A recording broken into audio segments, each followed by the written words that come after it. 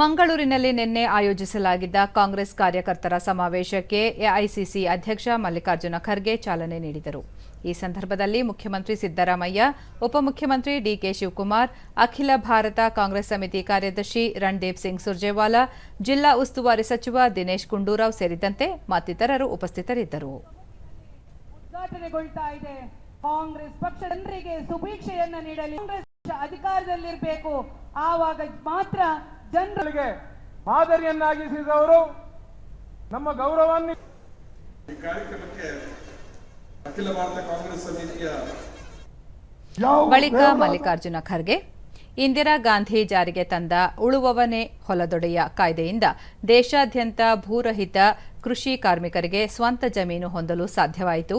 ಈ ಕಾಯ್ದೆಯಿಂದ ದಕ್ಷಿಣ ಕನ್ನಡ ಮತ್ತು ಉಡುಪಿ ಜಿಲ್ಲೆಗಳಿಗೆ ಹೆಚ್ಚಿನ ಲಾಭವಾಗಿದೆ ಎಂದರು. ಮುಂಬರುವ ಲೋಕಸಭಾ ಚುನಾವಣೆಯಲ್ಲಿ ಕಾಂಗ್ರೆಸ್ ಅನ್ನು ಅಧಿಕಾರಕ್ಕೆ ತರಲು ಶ್ರಮವಹಿಸಬೇಕು. ರಾಜ್ಯ ಸರ್ಕಾರದ ಪಂಚ ಖಾತರಿ ಯೋಜನೆಗಳ ಬಗ್ಗೆ ಜನಸಾಮಾನ್ಯರಲ್ಲಿ ಅರಿವು ಮೂಡಿಸಬೇಕು ಎಂದರು.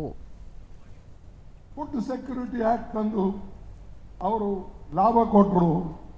ಅನೇಕ ಜನ ಪ್ರಭಾವಿ ಬಂಡವಾಳಶಾಹಿ ರಾಜ್ಯ ಕಾರ್ಯಕರ್ತರ ಸಿದ್ದರಾಮಯ್ಯ ಪಂಚಖಾತ್ರಿ ಯೋಜನೆಗಳನ್ನು ಯಶಸ್ವಿಯಾಗಿ ಜಾರಿಗೊಳಿಸಿದ್ದು ಅಭಿವೃದ್ಧಿ ಪಥದತ್ತ ಕರ್ನಾಟಕ ಸಾಗುತ್ತಿದೆ. 2013ರಿಂದ 2018ರವರೆಗೂ ನಾವು ಕೊಟ್ಟ ಭರವಸೆಗಳಲ್ಲಿ 98% ಈಡೇರಿಸಿದ್ದೇವೆ. ಈ ಬಾರಿ ಚುನಾವಣೆ ವೇಳೆ 5 ಯೋಜನೆಗಳ ಜೊತೆಗೆ ಹಲವು ಭರವಸೆ ನೀಡಿದ್ದೆವು. ಕೇವಲ 8 ತಿಂಗಳಲ್ಲಿ ಪಂಚಖಾತ್ರಿ ಯೋಜನೆಗಳನ್ನು ಜಾರಿ ಮಾಡಿದ್ದೇವೆ. 150 ಕೋಟಿ ಮಹಿಳೆಯರು ಉಚಿತವಾಗಿ ಬಸ್ನಲ್ಲಿ ಪ್ರಯಾಣಿಸಿದ್ದಾರೆ.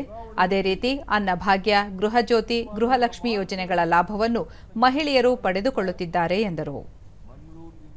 ಪ್ರಾರಂಭ ಮಾಡಿದ್ದೀವಿ.